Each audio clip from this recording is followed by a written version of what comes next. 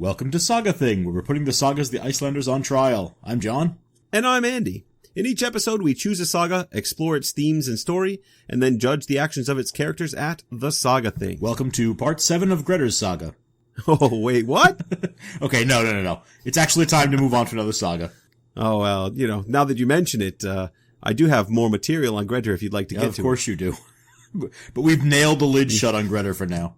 No, I don't think you can use enough nails to keep Grettir down. He's going to keep coming back. True enough. We'll undoubtedly be seeing him again down the line. But we're ready for something new. So let's get to this episode's saga. You want to hit the imaginary button? All right.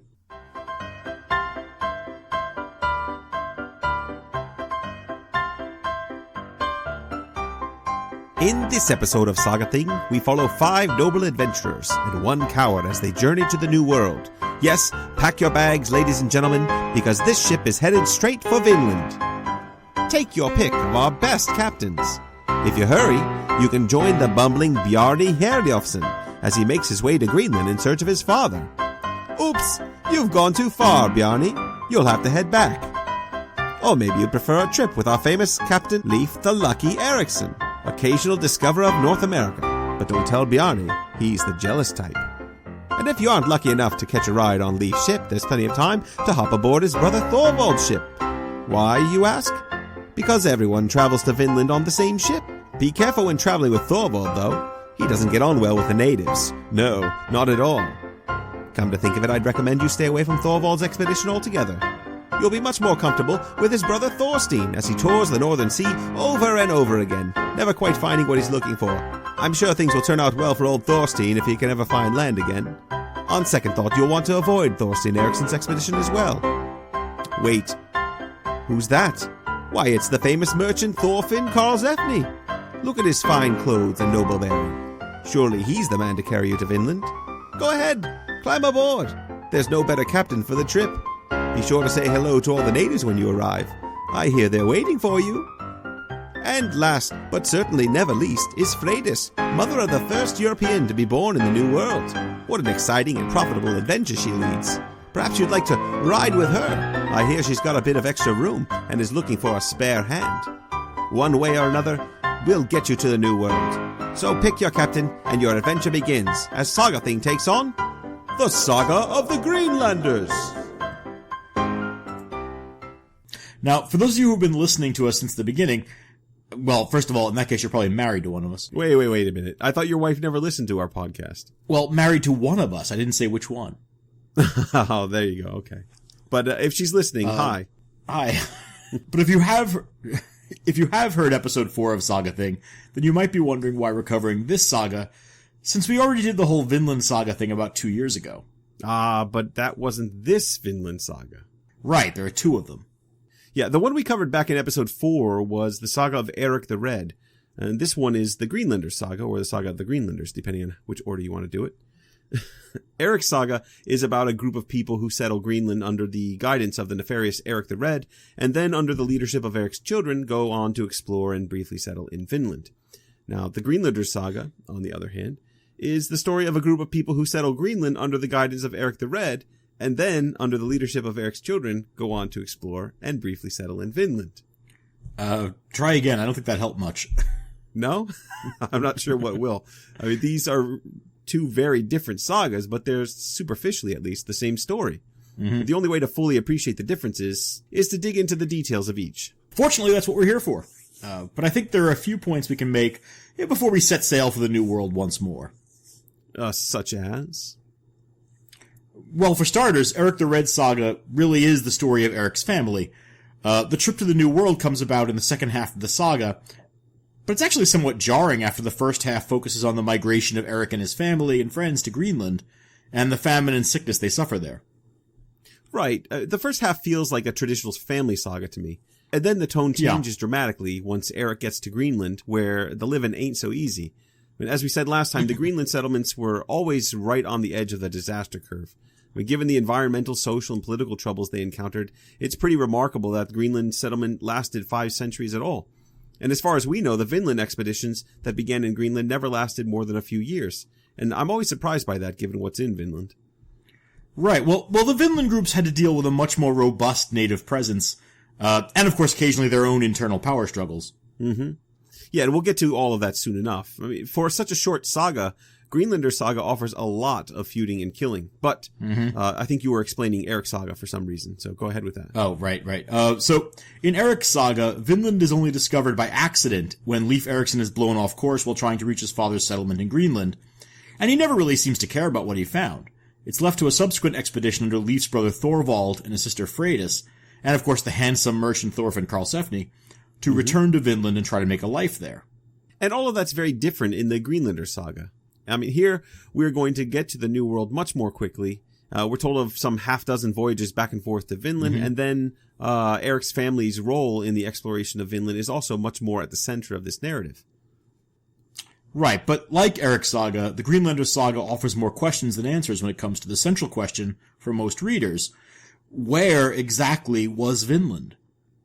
Well, the text may not have an answer, but I think we have one now, don't we? Yes, we do. Now, as we briefly discussed in episode 4, the problem for centuries was a combination of imprecise descriptions of the actual sea journeys and a set of maps discovered over the centuries that were mostly inaccurate or faked or both.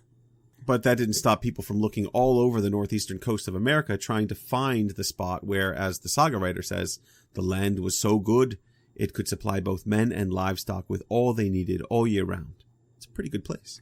And there actually is some very specific information in the sagas, or at least in the Greenlanders saga. Absolutely. We're told, for example, that the first expedition settles in a spot near the headland where the days and nights were much more equal in length than in Greenland or Iceland. In other words, a place further away from the Arctic Circle, but still accessible by a relatively short time at sea. And there's more information about the flora and fauna of the area, along with some surprises that we'll get to in the saga itself. Yeah, so several attempts were made over the years to track down the spot and to prove that the Icelanders and Greenlanders had made their way to North America.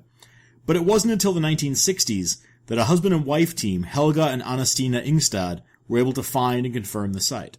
Now, we touched on this story only briefly in Eirik the Red's episode. Right, but there's a lot we didn't go into. So apparently, Helga's strategy, he was in the habit of showing up in these villages in the middle of nowhere and just asking people, "So, are there any ruins around here?" And when he got to Lanza Meadow, the local village elder, a guy named George Decker, said, "Oh yeah, it's right over there." And that was it's it. A classic example. A classic example of the importance of paying attention to local lore, isn't it?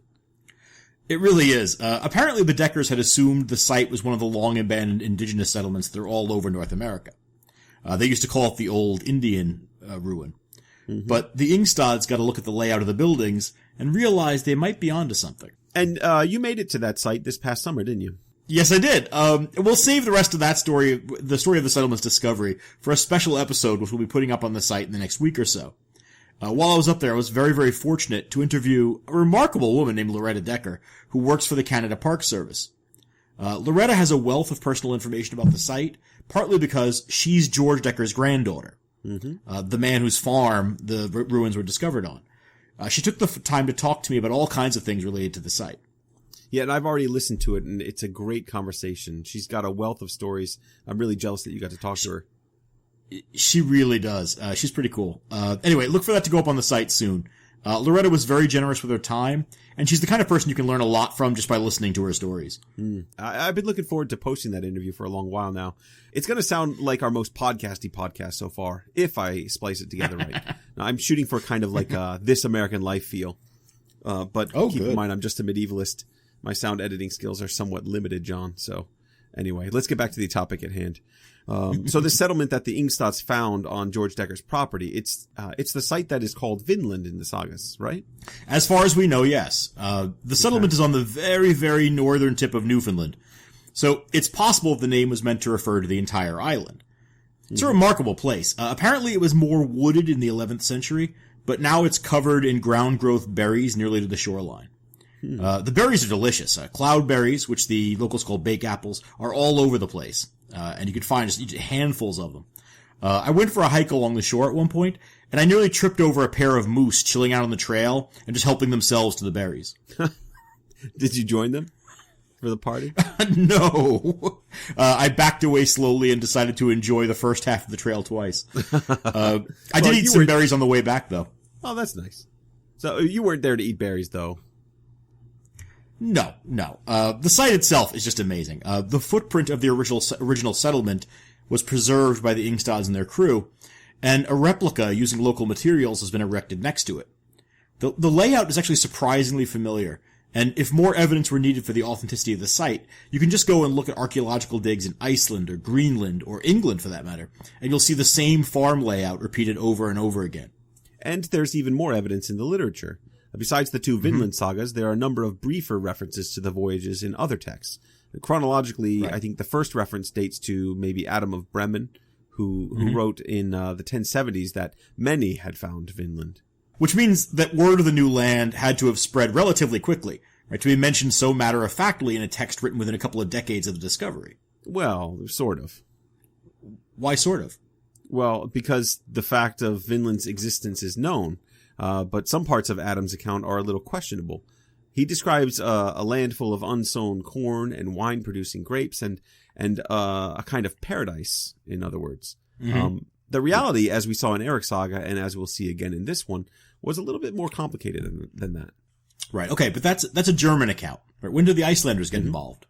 Yeah, the first Icelandic reference is in about 1130 AD, when Ari Fróði mentions Vinland in the Íslendingabók. He says that the native Greenlanders encountered by Icelandic settlers there were kin to the skraelings of Vinland. Skraeling is the usual Old Norse term for the natives of Vinland. And after Ari, there are a number of further references in Landnámabók, in Eyrbyggja saga, in Olaf's saga, and in Kristni saga. And it's also mentioned briefly in Heimskringla by Snorri Sturluson. But by then we have... The infamous Snorri Sturluson. Of course, the infamous Snorri Sturluson. But by this point, we're into the 13th century. And more than a century later, as we talked about last time, there's a reference in Grettir's saga to a sailor who survived the voyage. And he later became known as Thorhall the Vinlander. That's right, yes. And there are also a handful of other references in unrelated literature. For example, Helge Ingstad points out that there's an offhand reference to Thorfinn Karlsefni's trip to Vinland in a 12th century travel log about Jerusalem. It's kind of the long way around. Right, so it's all over the place. It's not like the Northerners were keeping this a secret. No, not at all. It's enough to make you wonder about what kind of rumors people like Columbus were hearing even before 1492. Yeah, no kidding. I know there's some evidence that one or more Portuguese ships had crossed the Atlantic in the decades before Columbus. And I've read that Columbus might have even interviewed the navigator of one of those ships before he set out. But there are also a lot of references to this Vinland around. Whether Columbus knew the Norse sources directly or not, he lived in a world where seafarers had been telling each other stories about Vinland for centuries. Okay, but let's save the rest of the scholarly context for reading these sagas as history for the saga brief that we'll do with Loretta Decker's interview. Is there anything else we need to cover before we get started? Well, before we get started on the saga, I have to provide our saga length metric. Oh, that's right. So this is where John measures the saga according to how many Hrafnkel sagas it's equivalent to. Now, because of the summer of Grettir, it's been a long time since we've measured anything in Hrafnkels. But I'm expecting a low number for this one, since Greenlander saga is a featherweight text. That's a good assumption. Greenlander weighs in at a butterfly light 0.71 Hrafnkel sagas, which makes it the shortest saga we've covered yet. Well, I suppose this makes a nice change of pace from the monster that was Grettir's saga, but it is kind of puny. Almost laughable in size. I prefer to think of it as fun-sized. There you go. Yeah, okay. Well, let's get it started, shall we? All right. So our plan is not to keep comparing this saga to Eirik the Red saga. There are certain similarities, but honestly, what's remarkable is how unalike they are, considering that they're supposed to be about the same thing. Right, so we're going to keep the references to Eirik's saga to a minimum. If you're interested in comparing the two sagas more seriously, there's a handy table in the introductory material of Penguin's Vinland sagas, and I encourage you to look there, or to just loosen up your fingers and start Googling. You know, the interwebs are a great source of information. Or just listen to episode 4 again. You could listen to episode 4, that's a good idea. Now, of course, having said all that, I have to begin by pointing out that these introductions are totally different. See, now, this is why we can't have nice things. I mean, why bother making a rule if you're just going to break it right away? It's not even been a minute. Okay. But I think this is important. Eirik the Red saga begins with Eirik's travels and his bad habit of killing virtually everyone who lives within an angry shout of him. And yet, the saga itself really isn't centered on Eirik or his family. This saga, on the other hand, puts Eirik's kids at the center of the action most of the way through, and yet it ignores Eirik's life story. Now, wait a minute. I don't think you're being entirely fair there. Yeah, why's that? Well, because the beginning of the saga we read today is corrupted. I mean, somewhere along the way, the actual beginning of the saga got lost. Yeah, I know. There goes my Hravenkel measurement. Sorry, pal. You know, it's still accurate for what we have. But the lost beginning, at least according to Jonas Christiansen, likely told the discovery and settlement of Greenland in more detail, and that would mean a more in-depth look at Eirik the Red's adventures in Norway and Iceland. Right, quite likely, but that is just conjecture. Oh, well, of course it's conjecture. The point is only that the abrupt beginning of the saga that we have doesn't necessarily represent the beginning of the original saga. Mm-hmm. All we have is the one copy of the saga as it appears in the expanded version of the saga of Olaf Tryggvason in the 14th century Flateyjara book. Okay, no, that's a fair point. I will retract my complaint about the beginning. But what do you have to say about the fact that the saga of the Greenlanders gives credit for finding Vinland to someone who isn't a member of Eirik's family? Now that is an interesting difference between the two sagas. We celebrate Leif Eiriksson Day every October 9th, and wait. You celebrate Leif Eiriksson Day? Well, I don't think that's any of your business. Well, I think it is my business. Leif is one of my thingmen. And now you've got me imagining you reenacting the Norse discovery of America in your bathtub every October 9th. Great. Now, I am fairly convinced you must have cameras in my house. All right. Well, speaking of Leif Eiriksson Day, John, do you remember way back when we had talked about doing Greenlanders saga so that we could post it on October 9th in memory of Leif's voyage? This was way long ago. Yeah, I do remember that. I also remember that you then added an extra episode of Grettir's saga for the epilogue, and then we both got lost under a pile of student papers. And now here we are in late November, finally getting around to it. Well, you know, happy belated Leif Eiriksson Day, everyone. For he's a jolly good Norseman, for he's a jolly good Norseman, for he's a jolly good Norseman. Which nobody can deny. There you go. Now, it's the thought that counts, Leif. I hope you're not too disappointed. Especially since we're doing the saga that really undercuts your whole role in the discovery of North America. I mean, to add insult to injury, we're covering the saga that says Bjarni Herjolfsson discovered this continent by accident while chasing his father to Greenland. Oh well, Leif. Sorry, Leif. Let's jump into the saga for real this time, okay? All right, well, yeah, I mean, you're the one that started comparing things. I was ready 5 minutes ago. Silence. Part 1. The Voyage of Bjarni Herjolfsson. Okay, so the saga begins with a man named Bjarni Herjolfsson. Bjarni's father Herjolf is one of the Icelanders who follow Eirik the Red to Greenland. But Bjarni's away on a trading voyage, and no one's told him that his father's moved. So when Bjarni returns to Iceland to spend the winter at his dad's house, he's a little confused to learn that dear old dad has pulled up stakes and relocated to Greenland. So I guess Bjarni wasn't so good at taking hints, huh? Right. I mean, there's only so many times everyone can leave the room when Bjarni enters before they eventually just have to leave the country. Poor Bjarni. Now, none of this is in the saga, of course, and I'm sure Bjarni's a very nice guy. We're just reading into it. Maybe, perhaps. But Bjarni finds himself in an awkward situation all the same. You see, Bjarni's never been to Greenland and has only the most basic idea of how to get there. Okay, now I'm starting to think our little joke might have some merit then. I mean, what kind of father leaves his son and moves to Greenland, likely knowing full well that his son has no idea how to get there? Well, that's a question for Herjolf. But this little obstacle is not going to stop the stalwart Bjarni. He and his crew set off, at a bad time of year, right late in the season, on an ocean voyage into unknown waters. What could go wrong? Well, a lot. A lot could go wrong. I mean, this guy's clearly an idiot. You don't leave him. Absolutely. And it doesn't take long for things to fall apart. Not long after setting sail, the ship sails into a fog at sea and gets totally lost. They do their best to navigate, eventually spotting land, but the land doesn't quite match the descriptions of Greenland the sailors have heard. Now, this saga is setting up the discovery very differently from what went on in Eirik's saga, but in both cases, the initial discovery is an accident when a ship gets lost on its way to Greenland. Yeah, both writers seem to know the rough outline of what happened, but they're kind of filling it in with their best guesses, or, whatever they've heard about the voyages.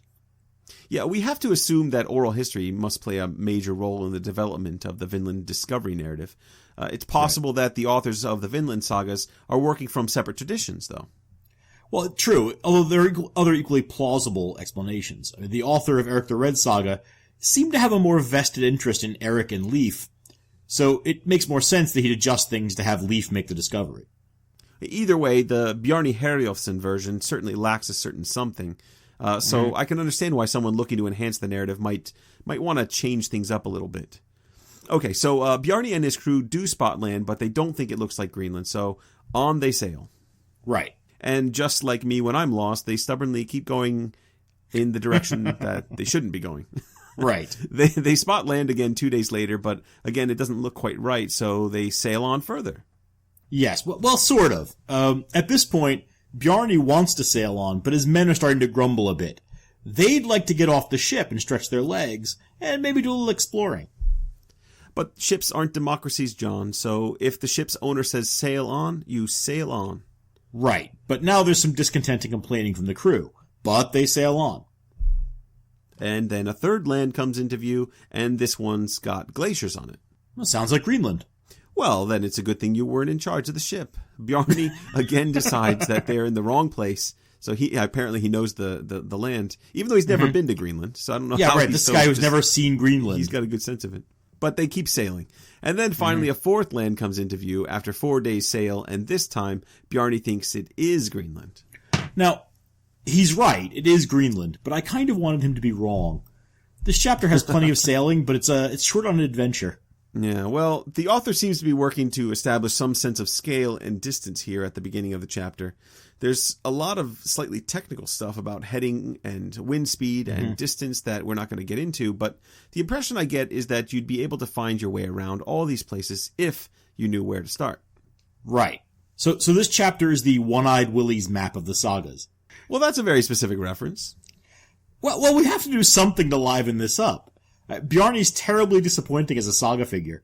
He finds his way to his dad's new place, and that's the end of the story. I mean, can you imagine the look on his father's face when Bjarni walks in all wide-eyed and eager? Dad, it's me. I bet you thought I was lost. Oh, Christ. I bet I wish you had been lost. And then everyone promptly gets up and leaves Bjarni standing there all alone, arms spread open, waiting for a hug from his dad. Now you're just making me sad. Bjarni moves in, gives up sailing, and eventually takes over the farm when his dad dies. And that's it for Bjarni, right? I mean, he's out of the saga, he discovered the new world, and we're done with him.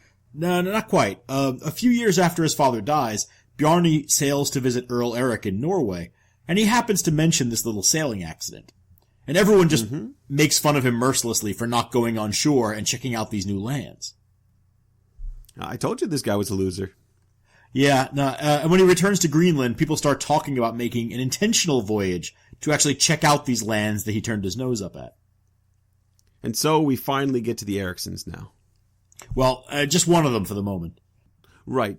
Eirik has 4 children in this saga. He's got 3 sons named Leif, Thorvald, and Thorstein. And there's also his daughter named Freydis, who you won't forget. Leif Eiriksson, in particular, is an impressive fellow, though. The saga starts with him and says that he's large, strong, wise, and of a striking appearance, with a habit of moderation in all things. Nothing as exciting as a guy who's really into moderation in all things. I'm really curious how he and Gretchen will get along in your Thingman parties. I imagine Leif will be very, very quiet. And dead. Now, Leif is going to be important for a while now. Right. We're told that Bjarni's boat is part of a plan to retrace his journey. So Leif hires a 35-man crew and invites his father to come along on the trip. Eric's reluctant to go on a sea voyage in his old age, and when his horse stumbles on the way to the ship, he takes it as a sign that he's not meant to travel. "I'm not intended to find any other land than this one," he says, and then he turns around and goes home. Now, there's a slightly different version of this same scene in Eric's saga where I think Eric gets injured, but in both cases, Eric stays home. Right. Now, it has to be said that Eric's not much of a savage murdering rogue in this saga. He's more like a crotchety grandpa whose rheumatism is acting up. It almost makes me feel bad about outlawing him in his own saga. No, he was pretty bloodthirsty in that version. I think he deserved it. No, it's true, but now he just wants a hot water bottle and a cozy spot by the fire. Ah, yes. Part 2. The Voyage of Leif Eiriksson and Bjarni's ship. So, Leif sets sail without Eirik the Red, and on his way he visits the lands Bjarni saw, but in reverse. This time we get some more elaborate descriptions of the lands they encounter. Mm-hmm. The first one, which is the one with the glaciers, has no grass and has land like a single flat slab of rock from the glaciers to the sea. And so Leif names this place Helluland, or Stone Slab Land. Right, because he's not good at naming stuff. Yes, but at least he and his men got off their boat and checked things out this time. I mean, and then the second land that they encounter is flat and heavily forested. And being the clever chap that he is, Leif names it Markland, which means, wait for it, forest land. Seriously, he sucks at names. Ah, here is my dog, which I name Dog. And here is my cat, which I call Small Furry Fish-Eating Mammal. Well, maybe the names are meant to help future explorers find their way. I mean, how's a sailor supposed to remember some elaborate and poetic name? It's probably much better if he sails by a flat, rocky land and thinks, hey, that's Stone Slab Land. And that foresty land over there, that must be Forest Land. Right, because what are the chances they'll find any other land with, say, trees or rocks on it?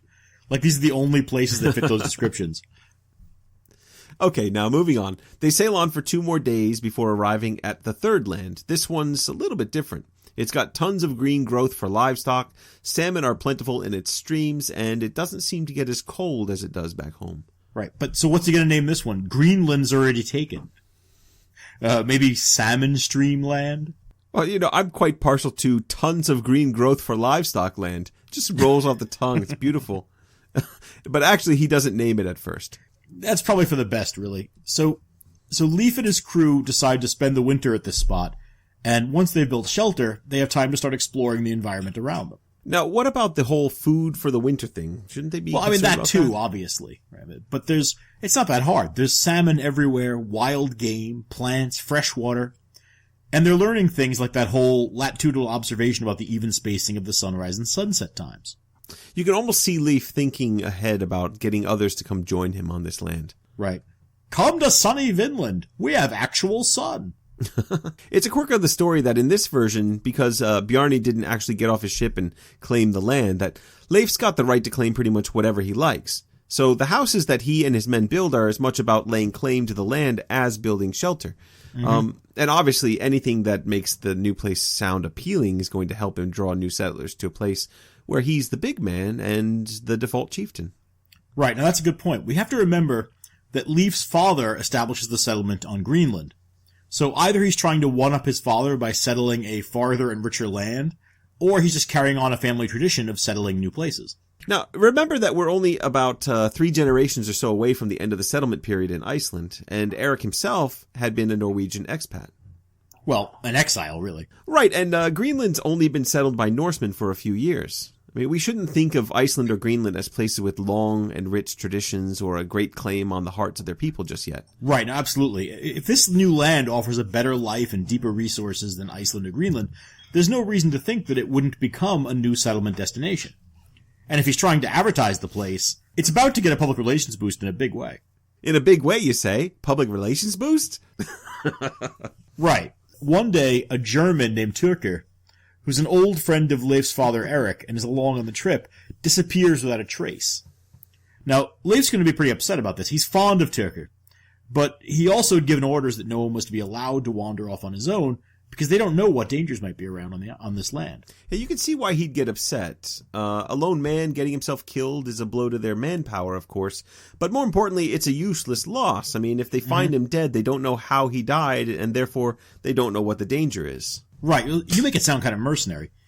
Leif's not Beowulf sacrificing a friend to Grendel to learn the monster's tactics. He's actually worried about Turker. Well, of course he's worried about Turker, but he wouldn't be a good leader if he weren't also thinking about the bigger picture. But at the same time, I think we're reading a little bit much into Leif's frustration. I honestly think he just wants that crazy German to stay nearby and not cause any trouble. Well, in any case, there's good news. Just as a search party is organized and heading out to look for his bones, Turkir wanders back into the settlement, and he's clearly pretty happy about something. Why something?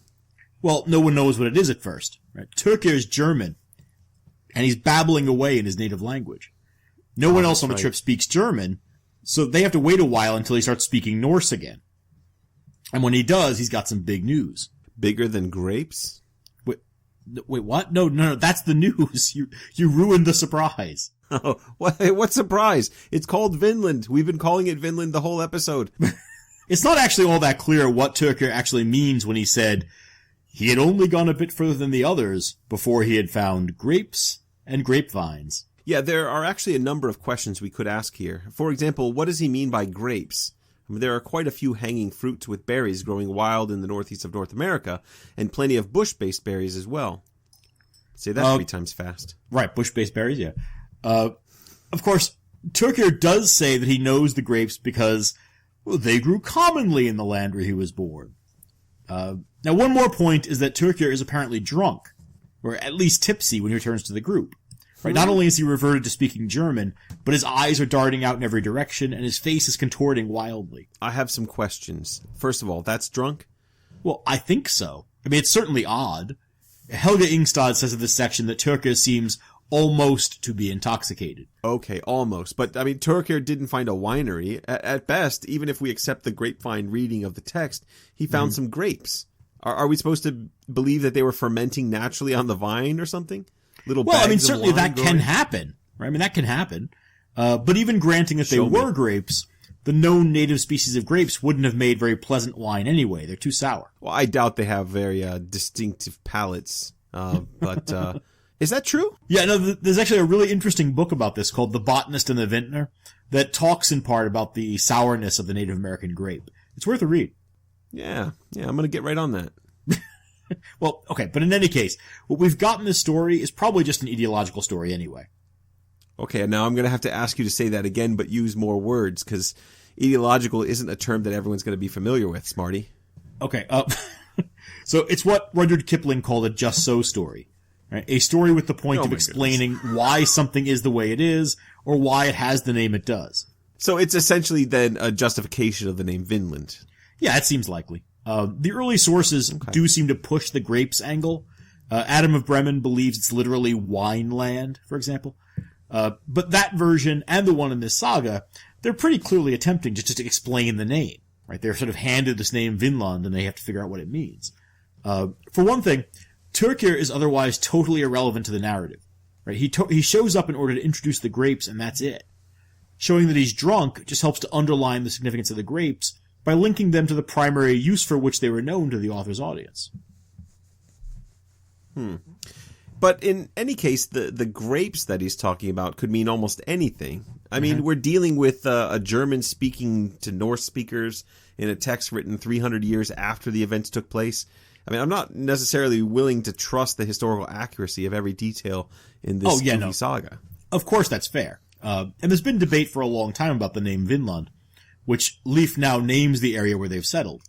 It might mean Vinberland, which would be something like wild currant land or gooseberry land.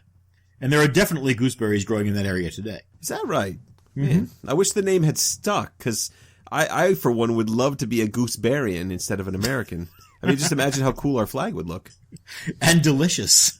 And so Turkir says that his people made wine from this fruit, but that's also not really specific. Scandinavians traditionally make wines from all sorts of wild berries and things. Absolutely. And there's also the argument that the name is Vinland as opposed to Vinland, but with a short I, in which case it would mean something more like meadowland. But more recent scholars tend to reject that explanation. Well, ultimately, the wineberries explanation seems pretty convincing, I guess. Just to move forward, I'm going to go with that. Yeah, no, I actually do agree that that's the most likely explanation. But there are other questions to be asked about this story, like how far Turkir traveled. He says he didn't go far, but it's not entirely clear how long he's been gone, and he would have had to travel quite a long distance from Lanza Meadow to find wild grapes. I mean, we're talking several hundred miles here. Well, you know, there are suggestions that the Norse settlers might have gotten farther south. I mean, maybe as far south as St. John in New Brunswick. Right, no, at least. I mean, hell, there's a spot in Dighton, Massachusetts that a couple people have claimed has evidence of Thorfinn Karlsefni making it that far south. But we need to get back to the saga here. Okay, so let's see. Leif is obviously excited about the whole grapes thing, and he fills his ship with grapes and with cuttings from the plants before heading home in the spring. And his plan is to return to Greenland in triumph, but he's going to be diverted on the way back. Why? Those grapes aren't going to stay fresh forever, you know. Actually, I should say that Brigida Wallace suggests that those grapes packed onto the ships were probably already in liquid form. Like they'd pressed them, so they were carrying grape juice or wine. But that's pretty clearly speculation on her part. Right. So on his way home, he spots several sailors way off on the horizon clinging to a skerry in the ocean, and he's apparently got really keen eyesight to see this. Right, nobody else spots it, just him. Yeah. He sails up to the skerry, exchanges names with the group's leader, who's a man named Thorir the Norwegian, and then he invites Thorir, his wife Guthrid, and their crew to come aboard with their salvaged cargo. 15 people in total are rescued altogether. Yeah. In total. And everyone seems really casual about the whole rescued from a rock in the ocean thing. Thorir's response to hearing Leif's name is, "Say, aren't you the son of Eirik the Red of Brattahlid?" I have expected them to start pulling out pictures of their kids. So after this, everyone gets back to Greenland safely, and Leif gets the name Leif the Lucky for his rescue effort. Well, Leif may be lucky, but Thorir definitely isn't. Yeah, he's got Norwegian companion written all over him. Yeah, that winter an illness sweeps the Greenland settlement. Thorir is among the first to die, and Eirik the Red actually dies of the disease as well. You know, we're a third of the way through the saga already, and there hasn't been a single violent death yet. Oh, we've still got time. Besides, the Eirikssons aren't done voyaging to Vinland. Part 3. The Voyage of Thorvald Eiriksson and Bjarni's ship again. Now, Leif's brother Thorvald borrows the ship and takes 30 companions to explore the land further. Now, this is already the third expedition, and this is going to be a longer trip. Thorvald's planning to spend several years in Vinland and really get a sense of the area, maybe settle it a little bit. Right. Now, like the others, Thorvald's voyage is relatively uneventful, and he begins exploring. His men find only a single sign of native life, a wooden grain trough on an otherwise deserted island. Otherwise, their experience is the same as Leif's during the first year, and they're delighted by the richness of Vinland. Now, you'd really think that everyone from Greenland would just move here already. I mean, how many winters of starvation, disease, and hunting on glaciers would you have to endure before the Edenic paradise on the other side of the water starts to seem a little bit tempting? I'd imagine even the Icelanders, who are pretty comfortable, would be excited by the news of Vinland's bounty. Right, no, it's a good question. Now, on the other hand, Thorvald and his crew are about to find that life in Vinland has its own dangers. Shortly after Thorvald finishes building himself a farmhouse at a place called Kjalarnes, he and his men find 3 beached boats nearby. Underneath are 9 men, the first natives the Norsemen have found. The saga's about to get pretty good. Yeah, no, the Lanza Meadows site really does a nice job of pointing out the significance of this moment. If you accept the land bridge argument for how the peoples of the Americas came over from Asia, which I do, and I think most people do, then this moment is when the 2 branches of mankind that headed off in opposite directions tens of thousands of years before finally meet again on the far side of the world. You know, that's really cool, actually. I like imagining them parting with a wave way back when, and here they are again. Yep. Sadly, what happens next is hardly a warm family reunion. Yeah, no. No. You know, this is one of those real distinctions between the 2 sagas, by the way. In Eirik's saga, the first contact with the indigenous people is under a flag of truce, and Thorfinn Karlsefni's crew trades with the natives peacefully for a while before things eventually go south. In Greenlanders saga, it all goes to hell, right away, as soon as they see someone. Thorvald's men capture 8 skraelings, as they call them, and kill them immediately. Right, but of course there were 9 skraelings, which is obviously a problem. Well, it's hardly the only problem. Well, yeah, I mean, for example, I don't fully understand why they killed those 8 guys. I mean, forget about letting one of them get away. Why'd they kill those 8? Yeah. Well, again, we're seeing the difference in the sagas. Eirik's saga is about merchants and traders, but Greenlander's saga is mostly about explorers and fighters. Both groups react to an unexpected development more or less how you'd think they would. Merchants try to sell stuff to the natives, and the warriors see them as a threat, so they kill them. Right, well, of course, now they're a threat. Of course. And Thorvald's crew doesn't necessarily know that, though. So they return to their ship where then they're overcome suddenly with a strong desire to sleep. Right. Now, I think we've mentioned before that irresistible sleep in the sagas is usually a sign of either magic or fate at work. It seems to be fate in this case. Thorvald and his men are suddenly awakened by a mysterious voice that calls out to them. Wake up, Thorvald. Wake up, companions. If you wish to save your lives, get to the ship with all your men and leave this land as fast as you can. Right. Now, sadly, this disembodied voice is a little late. And so, as these men wake up, the bay is already filling with boats full of angry natives. Understandably angry, I'd say. Oh, sure, yeah. But we're not actually invited to feel tremendous sympathy for the native perspective here. Right? No. There's a short skirmish with the Norsemen defending a breastworks they set up by their boat while the natives shoot at them. Eventually, the attackers get bored and leave, and the only casualty is Thorvald Eiriksson. He's hit in the ribs with an arrow and dies after asking his men to bury him on his new farm. Now, it's late in the season, so the rest of the men decide to wait out the winter. But in the spring, they head back to Greenland, and they tell Leif the news of his brother's death. Yeah. So with Eric's death, what's happened is that Leif has become the default chieftain of the Greenland settlement.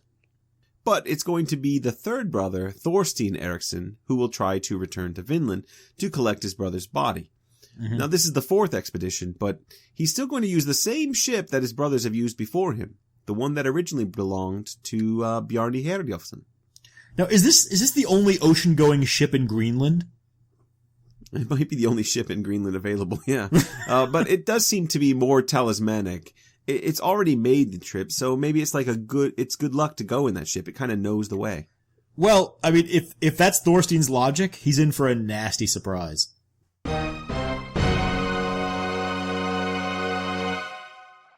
And on that cliffhanger, Part 4, The Voyage of Thorstein Eiriksson, and once again, Bjarni's ship. Now, Thorstein has recently married Gudrid, the widow of Thor the Norwegian, and he takes her and 25 other men with him on Bjarni's ship. But unlike the previous voyages, this one hits trouble right away. It loses its bearings, and the ship spends the entire summer and fall sailing around in search of land. Finally, just as winter's beginning, they spot land ahead, but it's Greenland again. Oh, that would be so frustrating. You're already on the boat the entire summer, and then you finally see land, and it's Greenland, of all the places. Right. And to make matters worse, it's not their part of Greenland. They've landed on the western coast, and they're very, very lost. And it's too late in the year to try again, so they've got to find some place to stay. Right.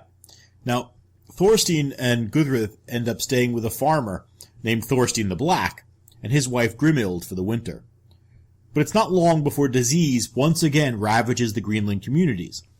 This time, most of Thorstein's men die. Seriously now, why does anyone stay in these communities? That's a good Greenland question. Sounds like the worst place in the world. What are they doing? Yeah, it's a legitimate question.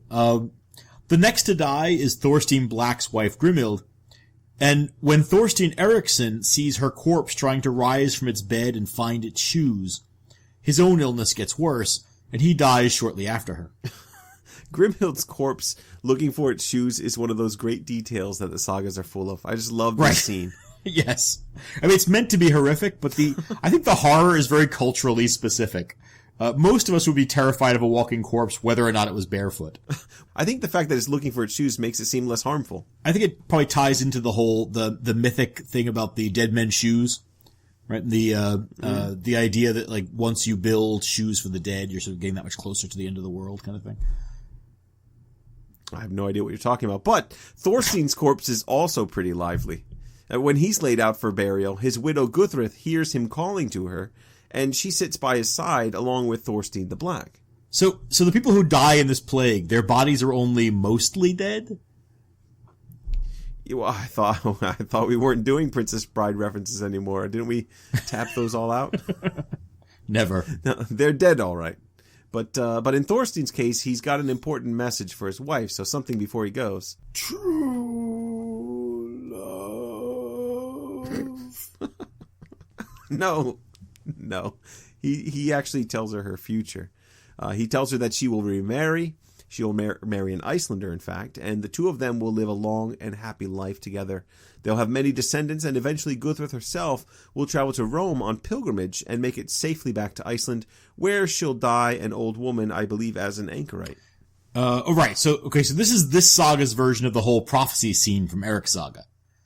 I suppose this means we won't be seeing Thorbjorg the prophetess in this version. No, but it does mean that Gudrun's life is going to play out in pretty much the same way in this version, at least from this point forward. Well, she doesn't have to wait long for evidence that Thorstein's prophecy is true. The following summer, Gudrun, who returns to Leif Eiriksson's farm in part to return her husband's body, meets a wealthy Norwegian named Thorfinn Karlsefni, and the two of them get married very quickly. Well, it's nice that she found someone again. Such a nice guy, too. I thought so. Yeah, but I imagine she's probably a little bit worried when Thorfinn almost immediately announces that he's going to follow in Thorstein's path and try to make it to Vinland. This is going to be the largest group to make the trip yet. Thorfinn brings 60 men, 5 women, and enough livestock and goods to try to settle permanently in the new world. Part 5. The Voyage of Thorfinn Karlsefni and Gudrun Thorbjarnardóttir. And a new ship. So this is expedition number 5, for those of you counting along. But 60 men and 5 women seems a little lopsided for a permanent settlement, I think. Yeah, it is. Poor women.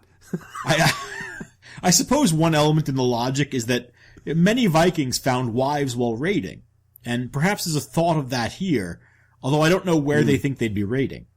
And honestly, Thorfinn's not really a Viking. Right? He's a businessman. He's a shipping magnate. And so they're probably not really prepared for any serious raiding. So it's just a mistake on their part. Well, ultimately, it's not going to matter a whole lot because this voyage isn't going to be any luckier than the last couple. You're starting to get frustrated with these guys, aren't you? Well, there's a pattern developing, and this is getting a little bit repetitive. Yeah. No, I think the problem, and it's a lot clearer in this version than in Eirik's saga, is that each group has to deal with the reputation of the previous group making for them. I think the problem, and it's a lot clearer in this version than in Eirik's saga, is that each group has to deal with the reputation the previous groups have made for themselves. That's an interesting point. Right, Thorfinn's group is probably the most peaceful to arrive so far, but they're also the largest. And since the skraelings don't really have any context for these strange bearded guys apart from violence, there's no reason to assume that a larger group of them is going to be anything but more violence. And that's what I mean about this pattern. Right. Well, in some ways, Karlsefni's group is a return to the idyllic experience of Leif's group. They spend their first year cutting lumber, collecting whale meat, finding fish, game, and of course grapes. Life is good. Well, at first. Hey, a year of peace and quiet isn't to be sneezed at.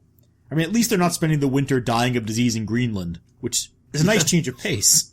That's right. So in the spring, a large group of native people show up at the edge of the encampment.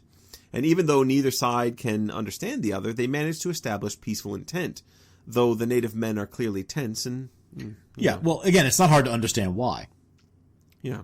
And Karlsefni wisely refuses to trade any metal or weapons to the natives, but manages to convince them to trade skins and other goods for some of the Norsemen's milk and milk products.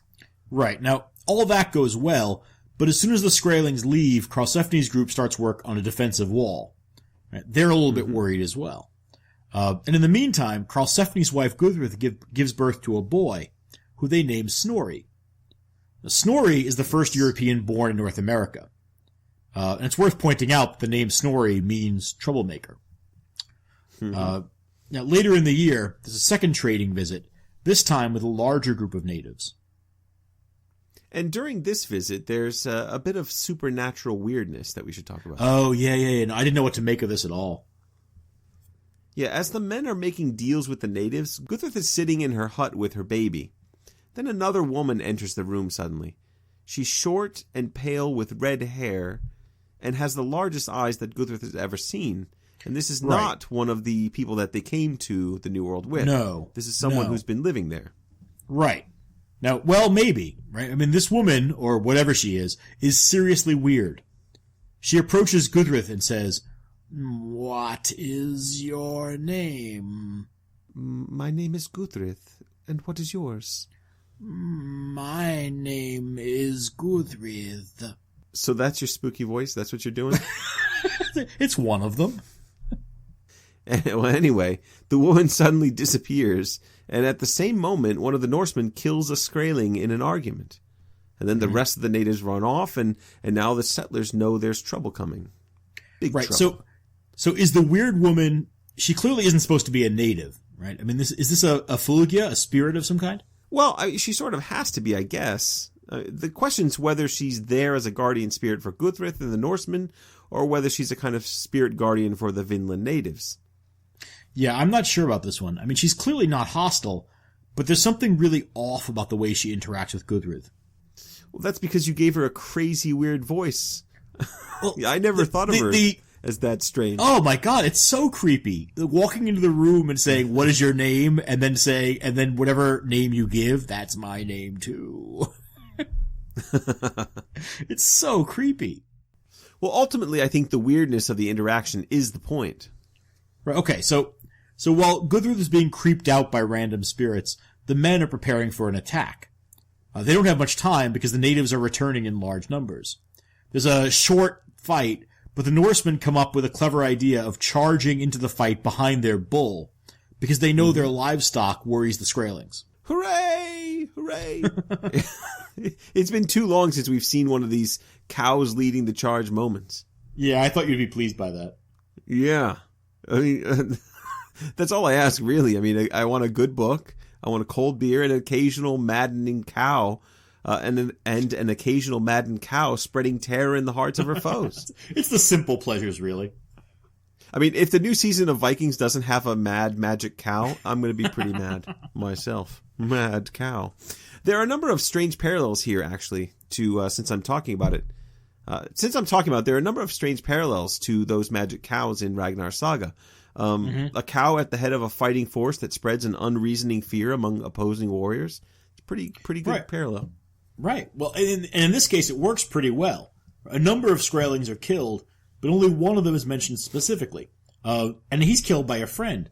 One of the natives grabs a Norseman's axe and then experimentally throws it at his own companion, killing him. Oh, I hope that we talk about that one in Best Bloodshed, because it's pretty I feel confident that we will. So the skraelings eventually flee the fight and disappear for the winter, but Karlsefni's group is obviously on pins and needles all winter. And by spring, Karlsefni's had enough, and they load up their ships and return to Greenland. Right. It's not exactly a glorious return, given that this was supposed to be a permanent settlement. Well, I agree, but the text doesn't seem to. Another group actually starts planning a trip right away because we're told the trips seem to bring men both wealth and renown. And honestly, they're bringing back so much wood, I think that's all you really need. Right. No, that's significant. Now, wealth I understand, right? Because they keep coming back with their ships full, right? Whether it's the wood or skins and that kind of thing, or grapes. But what exactly are these guys famous for? I mean, Leif's trip went well. And the worst thing that happened was a German guy getting drunk. But the others? Bjarni never got off his ship. Thorstein got lost. Thorvald got killed. And Karlsefni managed to start a minor war. But they come back with a lot of stuff, and it's all about adventuring, right? So, well, the saga saved the best, or, if depending on your perspective, the worst, for last. Eirik the Red had 4 children, remember, and only 3 of them have led expeditions to Vinland. Part 6. The Voyage of Freydis Eiriksdottir. So now it's Freydis Eiriksdottir's turn. She announces her intention of leading a group, and she teams up with 2 Icelandic brothers named Helgi and Finnbogi. Freydis and her husband Thorvard are going to take 30 men and some women in their ship, and the brothers will do the same. Right, well, that's the deal anyway. Yeah, exactly. What we learn in Greenlanders Saga is that Freydis is sort of the inheritor of her father's personality. Her brothers all seem like decent people, actually, but Freydis is a dangerous woman. Yeah, she starts conniving right away. She and her husband sneak 5 extra men onto their ship so that they'll have the advantage of numbers over Helgi and Finnbogi. Then she arranges permission to use Leif's buildings in Vinland, but when the expedition arrives safely in the New World, she sneeringly tells the brothers that she doesn't intend to share the buildings with them. Now, at this point, the brothers have to be wondering why they were even asked to come along. Yes, but Freydis has a plan. Freydis always has a plan. Well, for now, her plan seems to be to act very unpleasant and overbearing, and it's working beautifully. Yes. The brothers try to organize games between their men and Freydis' men, but there are too many disagreements, and eventually the two groups just avoid each other altogether. Right. Now, this is starting to sound a little bit more like a regular saga. Yeah. These Vinland sagas are interesting, but they kind of lack the feud machinations that we like to see. Yes, they do, but this isn't actually going to be so much of a feud scene as something out of a horror film, but I don't want to get ahead of myself. At the end of winter, Freydis gets up one night and walks over to the brothers' longhouse. She and Finnbogi have a long conversation, and Finnbogi says that he doesn't like the coldness between their groups. Freydis tells him that she's actually planning to leave and return to Greenland. But I want to exchange ships with you, she says, since you have a larger ship than I do. Would that be okay?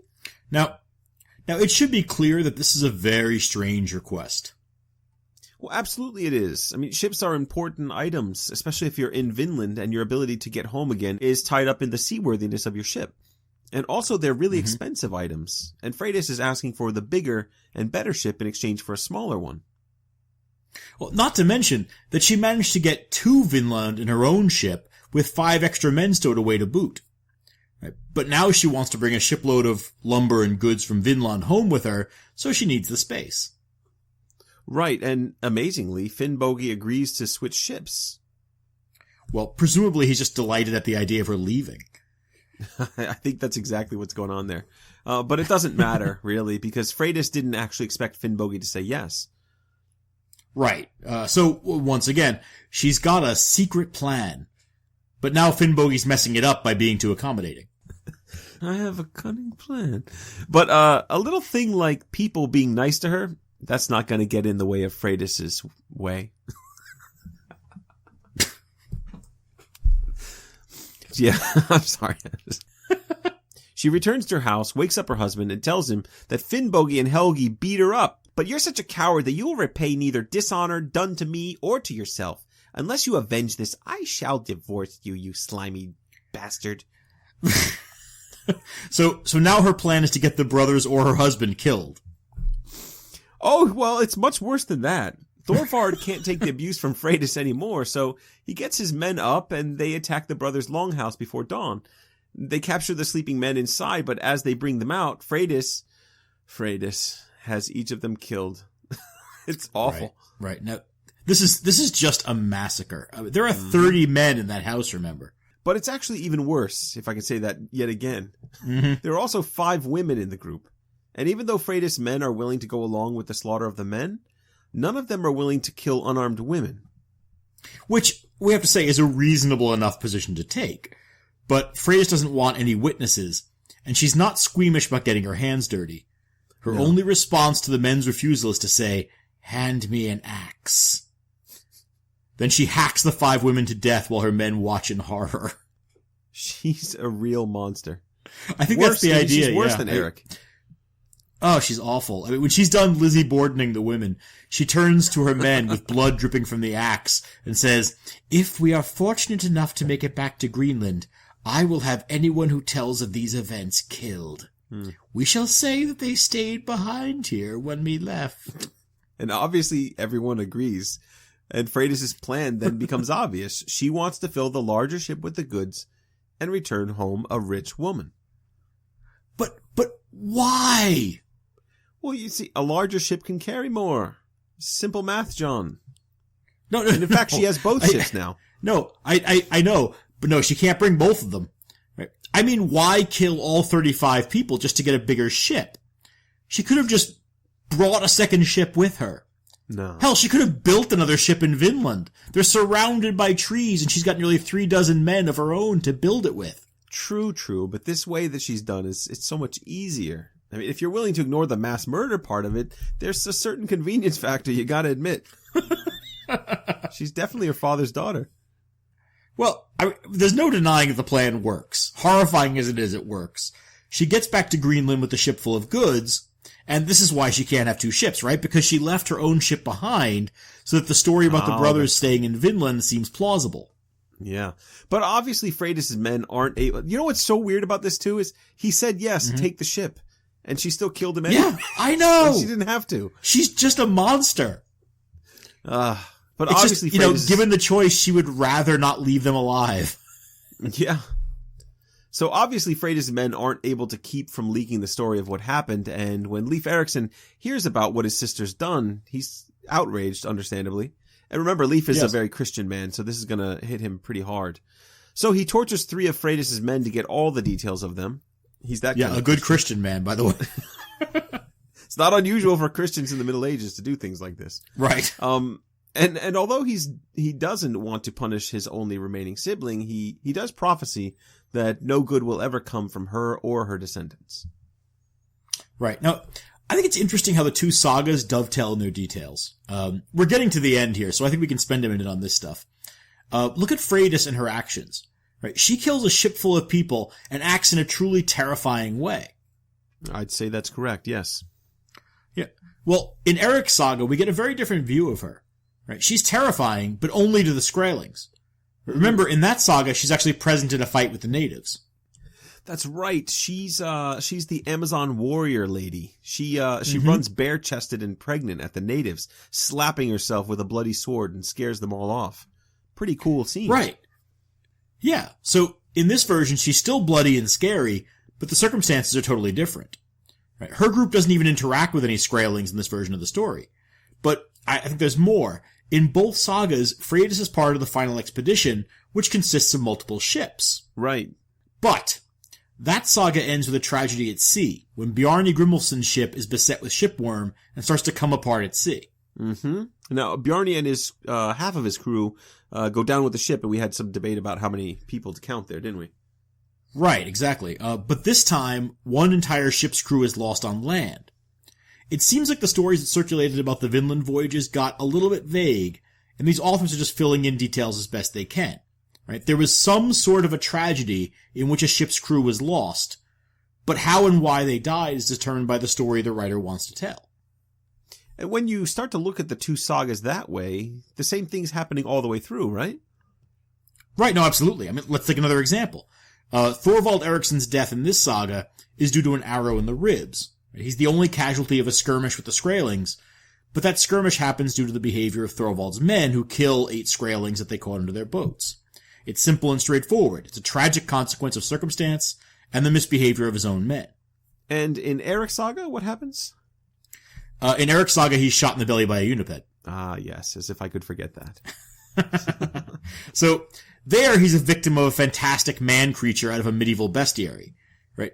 It plays up the otherworldliness of Vinland and helps to set the stage for those tensions between the pagan world of the past and its mythic qualities, obviously, and that Christian future that we saw. Yeah, the religious angle is really interesting to me. I mean, the prophecy about Gudr's future and the deaths of Thorstein Eriksson and Thorstein the Black's wife serve one kind of narrative in Eirik's saga, where the author is actually very concerned about the conversion story. This author doesn't seem terribly interested in conversion narratives at all. In fact, there's an offhand reference to the coming of Christianity to Greenland, but the author doesn't even bother to mention Leif's role in it. Leif's the main missionary, the guy that converts Greenland altogether. Right, very true. I mean, we counted something like a dozen specific moments in Eirik's saga that were about the conversion, and who was Christian, who wasn't, and why that mattered. In this story, we get like 1 or 2 references, but apart from a brief mention that Eirik the Red never converted, there's almost no judgment involved. And so all the story elements that connect to the conversion in Eirik's saga end up connecting to other things in this version. This saga is much more interested in the expeditions to Vinland. Each participant more or less stops being relevant to the saga once he or she returns from Vinland. Right. Actually, you could make a case that Bjarni's ship is the most important recurring character in this saga. At least it goes on 4 of the voyages. Is that going to be your Thingman, Bjarni's ship? Seems like a good thing. Absolutely not. If we were going to start taking inanimate objects as Thingmen, one of us would have the sword Ottertangi by now. Oh, good point. Now, that is actually going to end the saga. There's not much to it. It's kind of a quick and disappointing end, to be honest with you. Thorfinn, Karlsefni, and Guthrith move to Iceland, and we get a rundown of their descendants.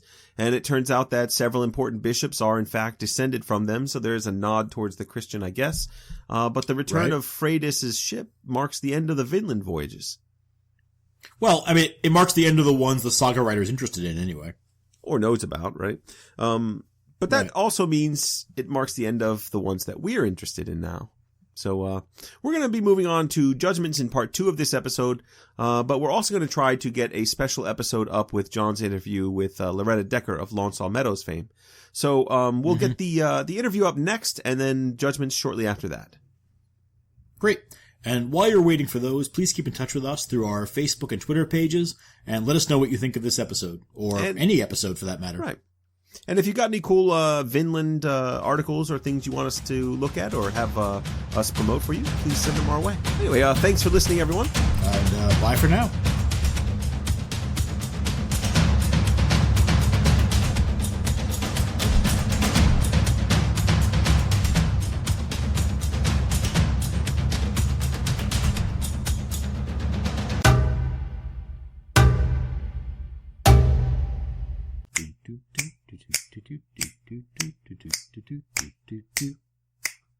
Man,